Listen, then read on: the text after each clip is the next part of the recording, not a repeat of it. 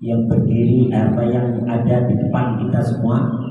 Tidak saya sebutkan satu persatu tanpa mengurangi rasa hormat kami, serta yang kami hormati Al-Ustaz Zainul Hakim, insyaallah nanti akan menyampaikan ini juga, serta bapak-bapak dan ibu-ibu serta adik-adik santri. Alhamdulillah pagi hari ini kita dipertemukan dalam rangkaian sajadah subuh, dan saya mohon maaf tidak bisa tiap Jumat ikut, karena kalau Jumat pagi saya ngajarnya di Roxy, ya. Jadi berangkat pagi-pagi gitu ya. Dan ini untuk hari ini kita mundurkan 1 jam, jadi kita di sini terlebih dahulu. Baik, pada kesempatan kali ini saya diberikan waktu untuk membaca kitab, maka saya akan membaca salah satu hadis dari kitab Bulughul Maram, bab tentang kurban, karena kebetulan temanya yang diberikan kepada kita yang berkaitan dengan haji atau kurban. Dan kalau menurut kalender ini tanggal 29 Juni kalau tidak salah Pak ya, insya Allah kita masuk hari raya kurban, atau kalau hijriahnya tepatnya tanggal 10 Dzulhijjah. Mudah-mudahan tidak ada perbedaan dalam penetapan awal Dzulhijjahnya. Baik, dalam sebuah kitab Bulughul Maram bab tentang kurban, Rasulullah SAW menyatakan, man indahu sa'atan wa lam yudhi fala yaqrabanna musallana. Siapa yang mempunyai kemampuan untuk berkorban dan dia enggan atau tidak mau untuk berkorban, fala yaqrabanna musallana, maka jangan dekat-dekat tempat sholatku. Jangan mendekati tempat sholatku dalam artian jangan mendekati masjid. Punya kemampuan untuk berkorban tapi nggak mau atau enggak, maka Nabi tidak suka, sehingga Nabi menyatakan nggak usah dekat-dekat tempat sholatku. Hadis ini diriwayatkan oleh Imam Ahmad, oleh Ibnu Majah, dan disahihkan oleh Imam Al-Hakim. Kembali kepada masalah kurban. Kurban berasal dari kata korban, yaqrabu kurbanan. Kurban itu artinya mendekati atau dekat. Jadi tujuan dari pengorbanan adalah mendekatkan diri kepada Allah dengan mempersembahkan sembelihan seekor hewan kurban. Pengorbanan ini sendiri sudah ada sejak zamannya Nabi Adam.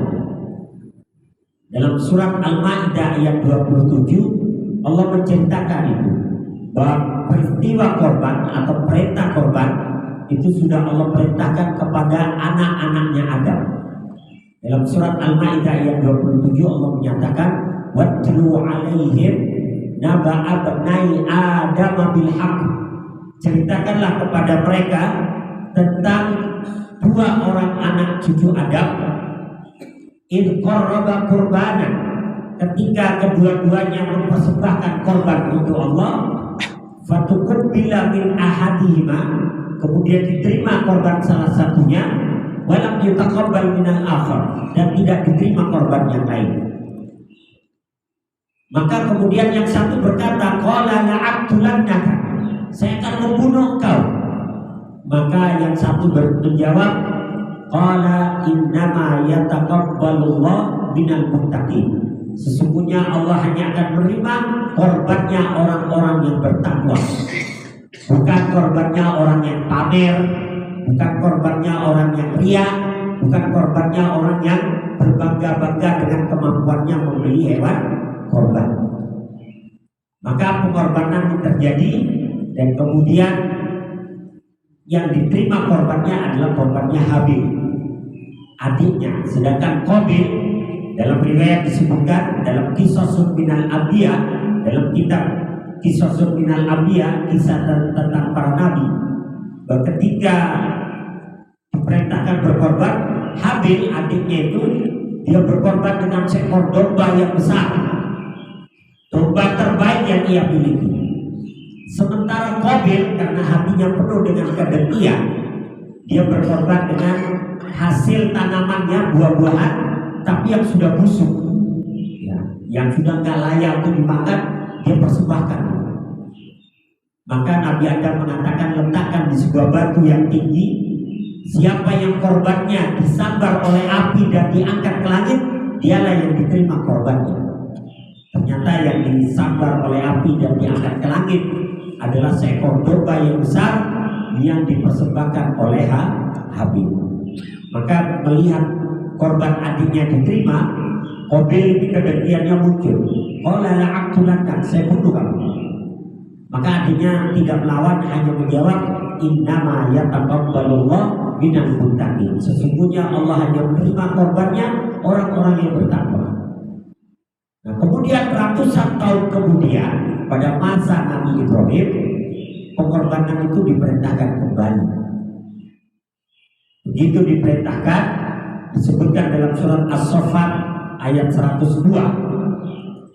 Falamma balagha ma'ahu sa'ya, ketika anak itu sudah mampu untuk berusaha dengan ayahnya, yakni Ismail, berusia sekitar 8 tahun atau 7 tahun, sudah mampu diajak berburu, sudah mampu diajak untuk mencari makanan atau dan sebagainya.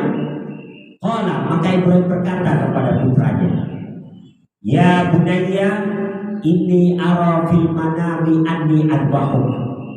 Wahai putraku, aku melihat dalam mimpiku aku menyembelih diri. Jadi mimpinya itu bukan sekali, Pak. Setiap malam dengan mimpi yang sama. Setiap malam dengan mimpi yang sama, sehingga Nabi Ibrahim menyatakan, wah ini wahyu. Ya. Kalau cuma sekali, mungkin bukan wahyu, tapi karena beberapa malam berturut-turut, sehingga Nabi Ibrahim yakin ini wahyu. Maka dipanggillah putranya dengan panggilan sayang, ya bunayya. Ya bunayya itu panggilan sayang untuk anak. Ya. Maka dia mengatakan, inni ara fil manami anni adbahuk. Saya melihat dalam mimpiku saya menyembelih diri. Fandur mada taro. Maka kemudian Nabi Ibrahim meminta pendapatnya. Jadi bapak yang demokratis itu begini, tidak memaksakan. Ayo sini lo main gorok aja gitu ya. Tidak. Ya. Tapi sini fandur mada taro. Apa pendapat? Karena Ismail ini terdidik dengan baik akidahnya, maka dia menyatakan, ya abatif al-matu'mar satajiduni insyaallah minas sabirin.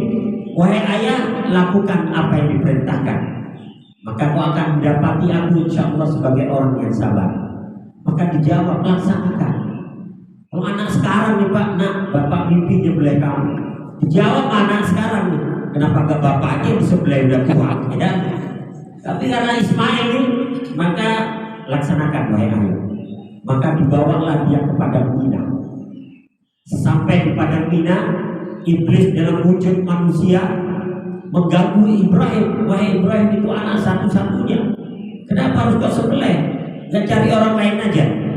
Maka Ibrahim mengambil 7 butir batu, dilemparkan kepada setan satu persatu.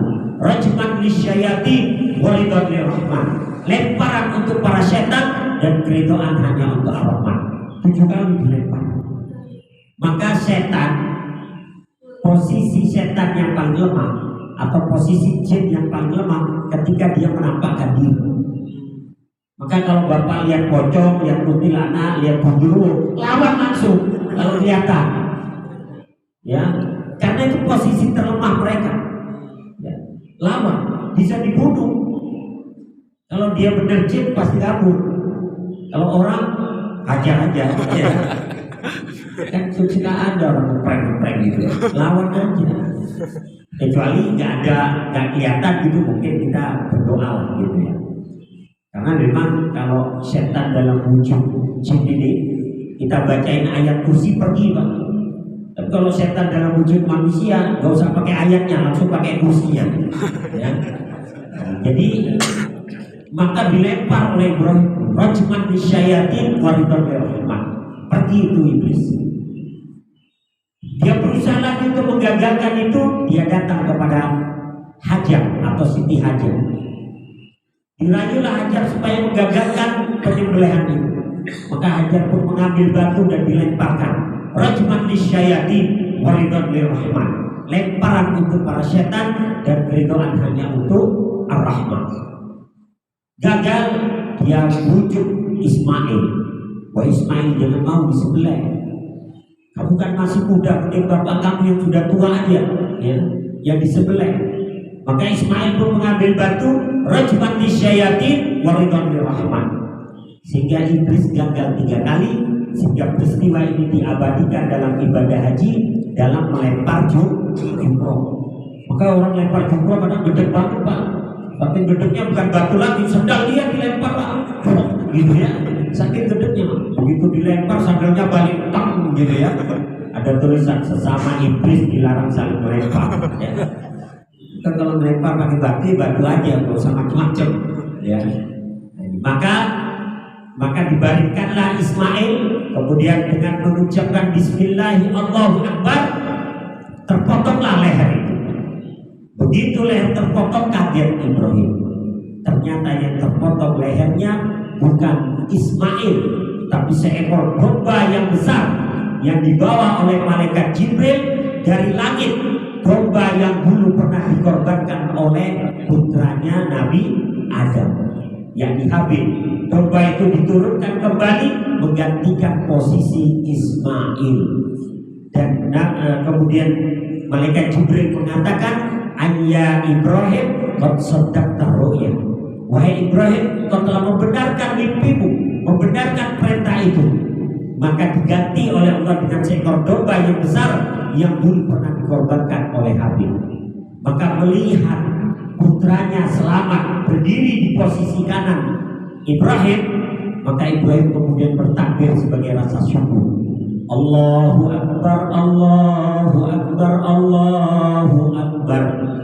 Maka Ismail menjawab, La ilaha illallah, Wallahu Akbar. Malaikat Jibril menjawab, Allahu Akbar walillahil hamd. Maka sejak itu setiap kita berkorban, kita diperintahkan untuk bertakbir. Maka kalau ada penyembelihan pak, bertakbir. Yang nonton juga takbir, yang nonton berisik pak, sampai stres itu sapi kadang-kadang. Itu harusnya takbir aja, ya, takbir sehingga biar tenang itu sapi. Maka pengorbanan ini pada dasarnya, korban itu pada dasarnya semua para ulama sepakat bahwasanya hukum korban adalah sunnah muakkadah, sunnah yang sangat dianjurkan. Tapi buat Rasulullah korban itu wajib. Ya. Dalam hadis yang diriwayatkan oleh Imam At-Tirmidzi, Rasulullah menyatakan kutiba alayyan nahar wa laysa biwajibin alaikum. Diwajibkan kepadaku berkorban, tapi korban itu tidak wajib buat kalian. Jadi buat Nabi wajib korban, tapi buat umatnya sunnah muakkadah. Dalam hadis yang lain Rasulullah menyatakan furidho alayyan nahar, diwajibkan kepadaku berkorban, wa huwa sunnatun lakum, tapi korban itu buat kalian sunnah.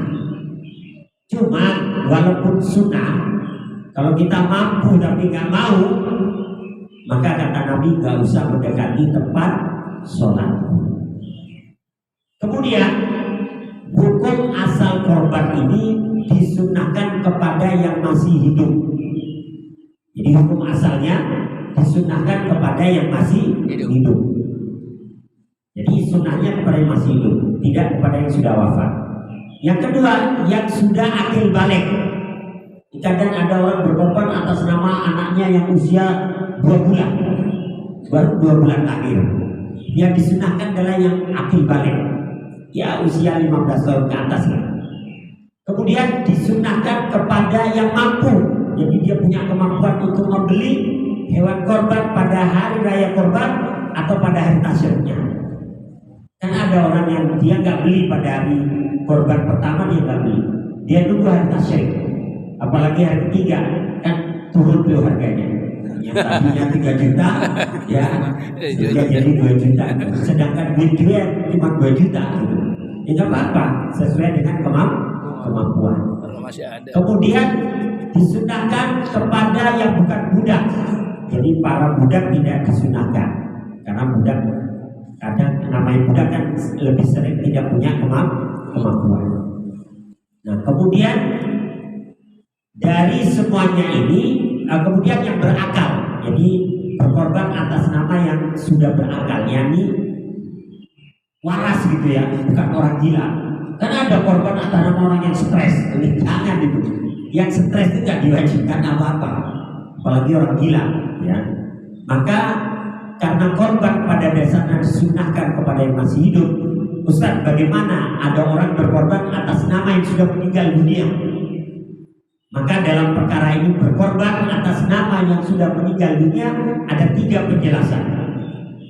Penjelasan yang pertama, wajib hukumnya berkorban atas nama yang sudah meninggal dunia kalau ada wasiat atau ada nadar.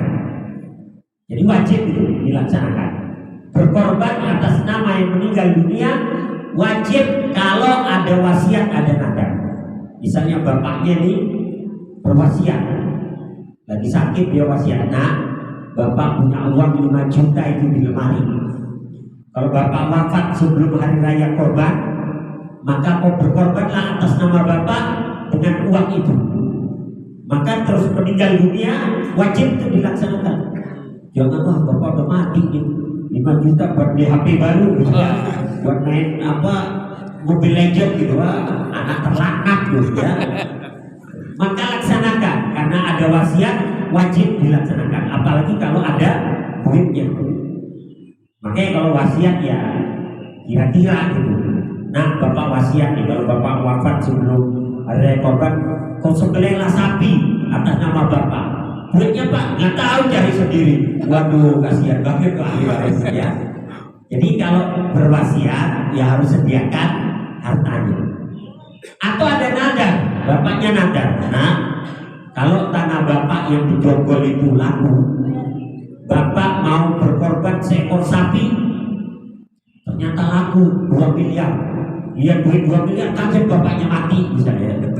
Kan saking kagetnya dan banyaknya gitu ya. Maka karena ada nadar laksanakan.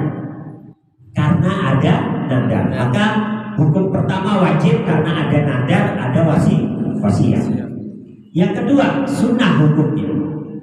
Disunahkan kita berkorban atas nama yang meninggal dunia kalau yang meninggal dunia ini pernah ada niat atau pernah ada ucapan. Bapak kita masih hidup ngomong, ya kalau bapak punya duit sih pinginnya korban. Dari dulu bapak ingin korban, tapi ya gimana ya, ekonomi lagi begini ya, ada keinginan. Nah kemudian tiba-tiba bapaknya wafat, belum sempat melaksanakan korban. Kemudian anaknya mungkin jadi menteri, mungkin anaknya jadi Kapolri, mungkin anaknya jadi Pangap, mungkin anaknya jadi presiden. Oh iya dulu bapak, saya ingat bapak pernah ngomong bikin korban, laksanakan tuh korban atas nama bapaknya. Dan itu disunahkan. Kenapa? Karena ada niat dan ada ucapan. Kemudian yang ketiga, bagaimana kalau tidak ada niat, tidak ada ucapan, tidak ada wasiat, tidak ada nada. Jadi itu bapak diam aja gitu ya. Artinya dia tahulah kondisi perekonomian dia, sehingga dia tidak pernah ngomong apapun kepada anak-anaknya. Dia juga tidak pernah nadar, tidak pernah berwasiat juga. Maka bagaimana berkorban atas nama yang meninggal kalau tidak ada wasiat, tidak ada nadar, tidak ada ucapan ataupun niat? Maka di sini ada 2 pendapat. Pendapat yang pertama, pendapatnya Imam Asy-Syafi'i dan Imam Malik. Beliau menyatakan kalau tidak ada wasiat, tidak ada nadar, tidak ada niat atau ucapan, maka kita tidak perlu berkorban atas nama yang meninggal dunia. Kalau tidak ada ucapan, tidak ada niat, tidak ada nadar. Cukuplah kita berkorban atas nama diri sendiri yang masih hidup, tapi dalam penyembelihannya menyertakan doa buat keluarga. Jadi tetap berkorban seekor kambing, misalnya atas nama saya pribadi, atas nama Mujahid gitu. Tapi dalam penyembelihannya kita disunahkan menyertakan doa buat keluarga. Dan itu dilakukan oleh Rasulullah. Dalam kitab Bulughul Maram disebutkan bahwa Rasulullah ketika menyembelih korbannya beliau berdoa, Allahumma taqabbal min Muhammad wa ali Muhammad wa min ummati Muhammad. Ya Allah, terimalah korban dari Muhammad, dari keluarga Muhammad, dan dari umatnya Muhammad. Jadi umat Muhammad yang tidak mampu berkorban dapat kebaikannya dan dapat pahalanya. Ini disunahkan. Misalnya atas nama Ustaz Bajuri, ya, maka berdoa Allahumma taqabbal min Bajuri wa ali Bajuri. Ya Allah, terimalah korban dari Bajuri dan dari keluarga Bajuri. Tapi jangan ditambahin wa min ummati Bajuri, ya. Dan kita punya wahyu baru, ya. Jadi jangan usah tambahin ummati, itu untuk Rasul. Jadi ini pendapat pertama, tidak perlu kita berkorban atas nama yang meninggal dunia, cukup berkorban atas nama yang masih hidup. Tapi dalam penyembelihannya boleh menyertakan doa buat keluarga. Ini pendapat yang kedua. Yang pertama. Pendapat yang kedua, pendapatnya Imam Ahmad dan Imam Abu Hanifah. Imam Ahmad dan Imam Abu Hanifah menyatakan diperbolehkan kita berkorban atas nama yang meninggal dunia walaupun tidak ada wasiat, tidak ada nadar, tidak ada ucapan ataupun niat. Tapi jangan dianggap wajib. Jangan dianggap wajib, ya. Sekedar boleh aja ubah. Maka panitia kalau ada anak mau berkorban atas nama orang tuanya, Pak, saya mau korban atas nama orang tua saya yang sudah wafat. Jangan didebat. Kita tidak ada panitia berdebat. Oh, jangan atas nama yang hidup aja, nggak usah berdebat. Tulis saja langsung, ya. Karena kok di sini nggak boleh, kok di sana boleh. Ya sini fikirnya beda, begitu ya. Nggak usah begitu. Ya udah tulis saja siapa nama almarhumnya, siapa nama almarhumah. Ya. Itu catatan, laksanakan. Karena semuanya akan mendapatkan pahalanya. Jadi sekali lagi inilah bagian dari korban, ya. Sebenarnya kalau dibahas panjang, ya. Kalau patungan, Ustaz? Kalau patungan ini ada pertanyaan. Ada sebuah hadis yang diriwayatkan oleh Imam At-Tirmidzi, diriwayatkan bahwasanya kami pernah bertuju bersama Rasulullah dalam sebuah safar, dalam sebuah perjalanan. Dan kami mendapati hari raya Idul Adha di sebuah desa. Jadi ingat, dalam hadisnya ini Rasulullah dalam perjalanan, berarti sifatnya darurat. Orang dulu Pak kalau perjalanan apa yang dibawa itu mobilnya. Kalau sekarang kan ATM dibawa Pak. Biar miliaran ada di ATM, jadi bisa beli kambing di mana aja. Sementara dalam hadis ini disebutkan kami bertuju bersama Rasulullah dalam sebuah safar perjalanan. Dan kami mendapati hari raya di sebuah desa. Sementara buat Nabi korban itu wajib. Buat Nabi korban wajib, buat umatnya sunnah. Nah, kalau Rasulullah beli sendiri kurang uangnya, maka Nabi meminta kepada kami satu orang mengeluarkan 1 dirham. 1 dirham itu sekitar 300.000 Pak. Maka kami bertuju patungan untuk 1 dirham, 1 dirham. Terkumpullah 7 dirham. Kemudian kami membeli seekor kambing dengan harga 7 dirham. Sehingga kami menyatakan, ya Rasulullah, buat kami harganya terlalu mahal karena pas 7 dirham. Kata Nabi, sesungguhnya yang terbaik dari korban adalah yang paling mahal dan paling gemuk. Yang paling mahal, paling gemuk ya sesuai dengan kemampuan kita. Kita punya uang 5 juta, kita belikan kambing 4,5 juta. Nah, itu sudah kemampuan kita. Sisanya buat bayar tukang potong, buat beli plastiknya, tambangnya dan sebagainya. Itu sudah terbaik. 5 juta diberikan 4,5 juta. Tapi kalau kita punya uang 100 juta, beli kambing 3 juta, pelit, ya. Maka yang paling bagus, yang paling mahal dan paling murah. Akhirnya kami belinya dan 4 orang memegang kakinya. Kata dalam hadis itu 4 orang memegang kakinya, 2 orang memegang tanduknya. Ya megangnya sekedar ini aja kayaknya formalitas gitu ya. Karena orang 7 kan ribet juga ya. Kalau kita nyembelih kambing kan 3 orang, ya. Satu orang memegang, 4 orang memegang kakinya, 2 orang memegang tanduknya, dan Rasulullah yang menyembelihnya. Dan kami semua bertakbir. Artinya apa? Korban dengan cara patungan diperbolehkan dalam kondisi darurat. Misalnya dalam satu RT nggak ada satupun yang mampu beli kambing. Misalnya satu RT nggak ada satupun yang bisa, ya patungan nggak apa-apa. Bahkan Imam Ash-Syafi'i menyatakan boleh kita mengajak anak-anak didik kita yang masih belajar itu, yang masih sekolah, boleh mereka diajari berkorban walaupun dengan cara patungan. Tapi sekali lagi korban itu sunnahnya 1 kambing 1 orang, sapi patungan 7 orang. Kalau 1 kambing patungan itu darurat, ya, itu sifatnya darurat. Jadi tidak seperti biasa. Maka sekali lagi mudah-mudahan Allah berikan kemampuan kepada kita untuk bisa melaksanakan pengorbanan pada bulan ini, dan mudah-mudahan Allah berikan rezeki dan jalan yang tidak disangka-sangka. Itu aja yang dapat saya sampaikan. Kurang lebihnya mohon maaf. Assalamualaikum warahmatullahi wabarakatuh.